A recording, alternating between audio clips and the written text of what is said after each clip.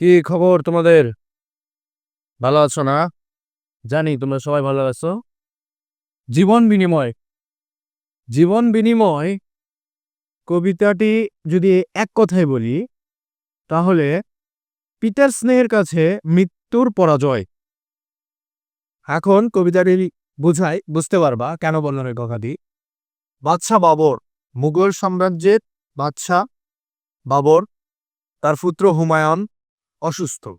এই পিতা তার পুত্রকে এতটা ভালোবাসে, তার ভালোবাসার প্রমাণস্বরূপ তাকে তার জীবনটা দিয়ে দিতে হয়। সেটা আমরা পড়লে বুঝতে পারবো।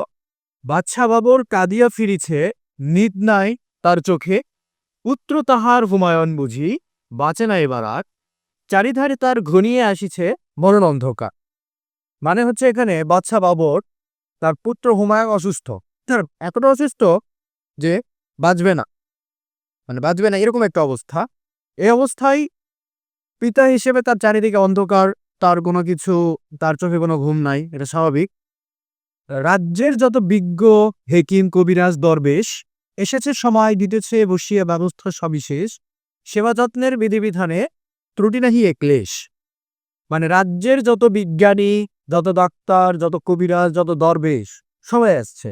সবাই এসে সবাই সব ধরনের চিকিৎসা দেওয়ার পরেও পুত্র হুমায়ুনের কোনো উন্নতি, কোনো কিছুই দেখা যাচ্ছে না, এবং তারা তাদের দিক থেকে সর্বস্ব চেষ্টা করতেছে, তবুও কোনো সফলতা বা তার কোনো সুস্থতা দেখতেছে না।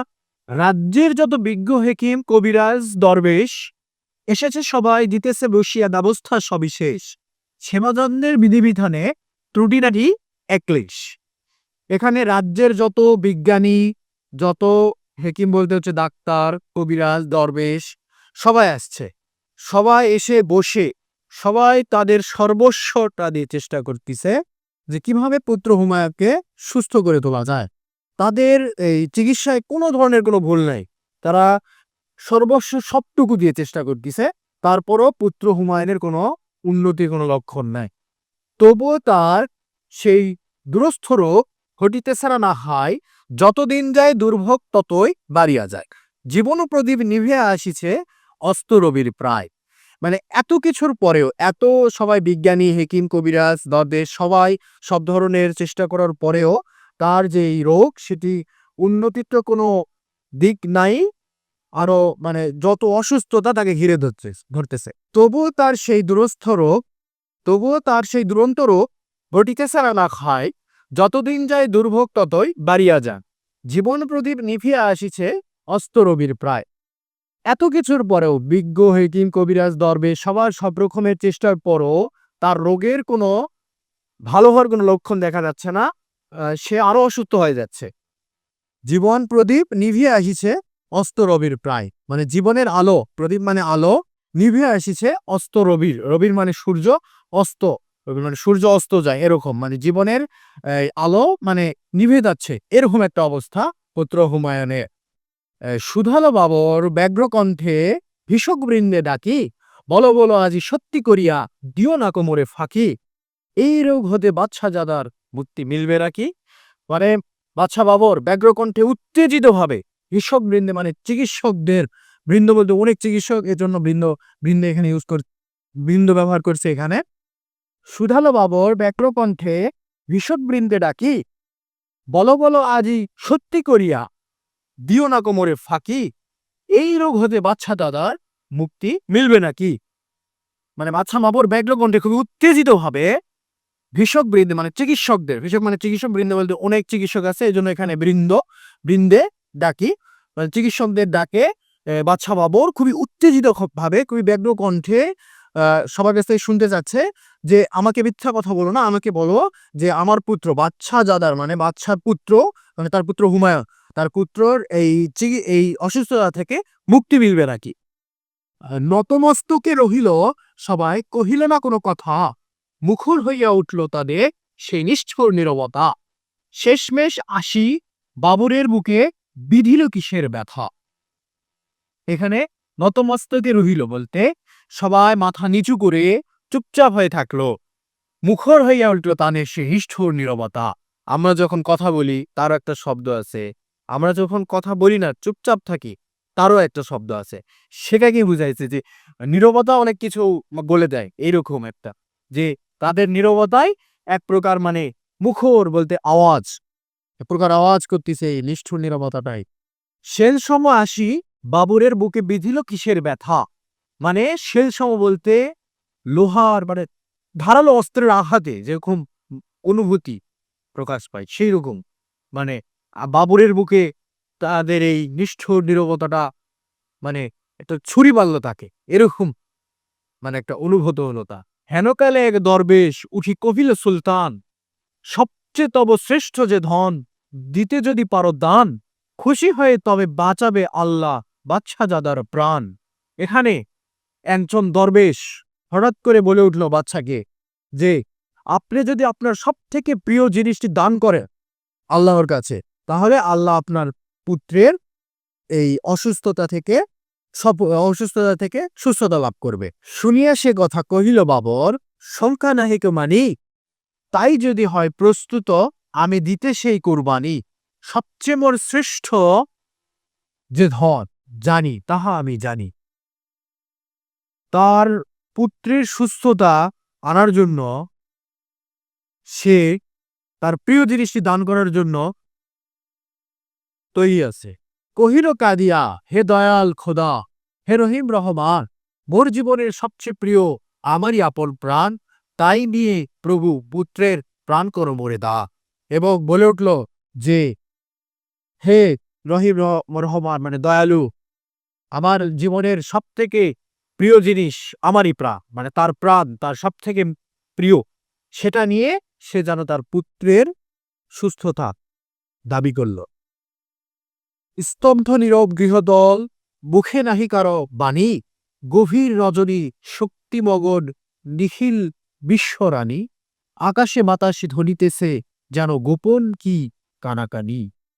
মানে নীরব পুরো বাড়ি ঘর, নীরব, কোনো শব্দ নাই, মুখে নাই কারো বাণী, কারো মুখে কোনো কথা নাই, গভীর রজনী, রজনী মানে রাত, গভীর রাত, শক্তিমগন নিখিল বিশ্বরানী, আকাশে বাতাসে ধ্বনিতেছে যেন গোপন কি কানাকানি।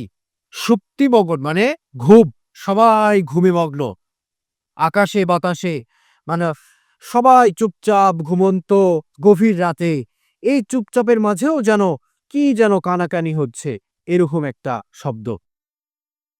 সহসা বাবর ফুকারি উঠিল, নাহি ভয় নাহি ভয়, প্রার্থনা মোর কবুল করেছে আল্লাহ যে দয়াময়, পুত্র আমার বাঁচিয়া উঠিবে মরিবে না নিশ্চয়।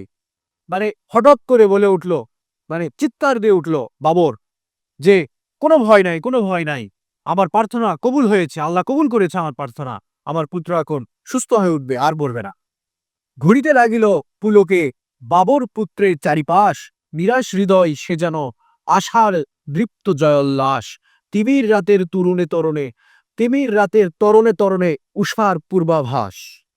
মানে পুত্রের চারিপাশে, মানে পুত্র যেখানে আছে তার চারিপাশে মানে ঘুরতে লাগলো নিরাশ, মানে এই মানে শোকাহত, মানে পুত্র অসুস্থ যেরকম হওয়াটা স্বাভাবিক পিতার কাছে, সেই মানে হৃদয় খারাপ, মানে মন ভারাক্রান্ত মন নিয়ে মানে পুত্রের চারিপাশে ঘুরতে লাগলো এবং এই মানে আশা একটা আলো সে দেখতে পাচ্ছে যে তার প্রার্থনা কবুল হয়েছে, কবুল হবে, তার পুত্র সুস্থ হবে, এরকম একটা আশার আলো।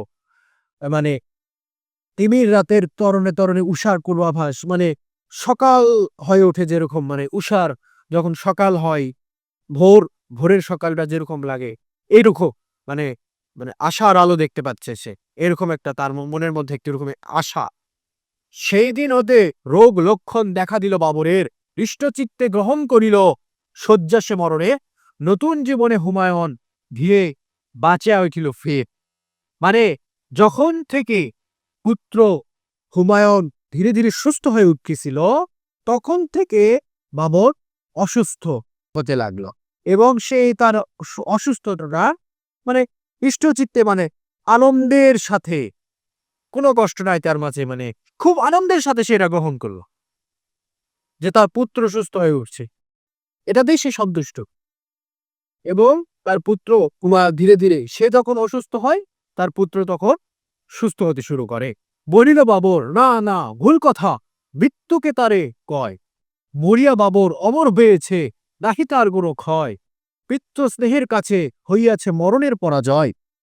মানে এখানে বাবর অসুস্থতার এক পর্যায়ে বাবর মারা যায় এবং মানে না সে তার এই মৃত্যুটাকে মৃত্যু বলি না, সে অমর হয়েছে তার এই মৃত্যুর মাধ্যমে সে যে পিতৃ স্নেহ, যে তার সন্তান তার পুত্র হুমায়ুনের প্রতি তার যে মানে ভালোবাসা, তার যে স্নেহ, যে সে আল্লাহর কাছে কি বলেছিল যে তার প্রিয় জিনিস তার প্রাণ, এটা যেন সে নিয়ে নেয় এবং তার পুত্রের জীবন যেন ফিরিয়ে দেয় এবং সে যেন সুস্থতা লাভ করে।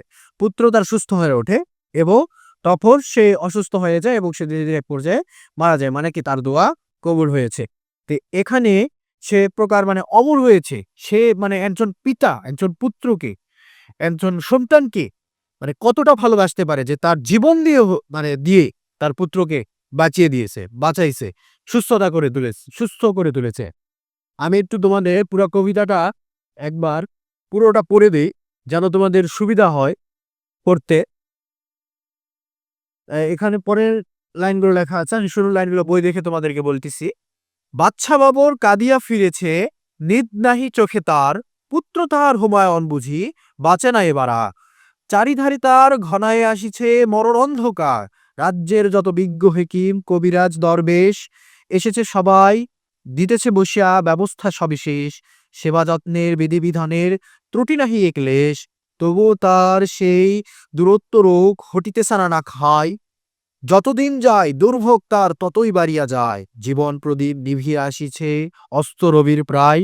সুধালো বাবর ব্যগ্র কণ্ঠে কৃষক বৃন্দে ডাকি, বলো বলো আজ সত্য করিয়া দিও না কোমরে ফাঁকি, এই রোগ হতে বাচ্চা জাদার মুক্তি মিলিবে নাকি। নতমস্তকে রহিল সবাই, কহিল না কোনো কথা, মুখর হইয়া উঠিল তাদের সেই নিষ্ঠুর নীরবতা। শের সময়াসী বাবরের বুকে বিধিল কিসের ব্যথা, হেনকালে এক দরবেশ উঠি কহিলেন, সুলতান সবচেয়ে তব শ্রেষ্ঠ যে ধন, দিতে যদি পারো দান, খুশি হয়ে তবে বাঁচাবে আল্লাহ বাচ্চা জাদার প্রাণ। পরের লাইনগুলো আমি এখান থেকে বলতেছি। শুনিয়া সে কথা কহিল বাবর, সংখ্যা নাহিক মানি, তাই যদি হয় প্রস্তুত আমি দিতে সেই কুরবানি। সবচেয়ে বড় শ্রেষ্ঠ যে ধন জানি তাহা আমি জানি, এ থেকে বলিয়া আসন পাতিয়া নিরিবিলি গৃহতল, গভীর ধ্যানে বসিল বাবর শান্ত অচঞ্চল, প্রার্থনারত হাত দুটি তার নয়নে অশ্রু জল, কহিল কাঁদিয়া, হে দয়াল খোদা হে রহিম রহমান, মোর জীবনের সবচেয়ে প্রিয় আমারই আপন প্রাণ, তাই নিয়ে প্রভু পুত্রের প্রাণ কর মোরে প্রতিদান। স্তব্ধ নীরব গৃহতল, মুখে নাহি কারো বাণী, গভীর রজনী সুপ্তি মমর দেখিল বিশ্বরানী।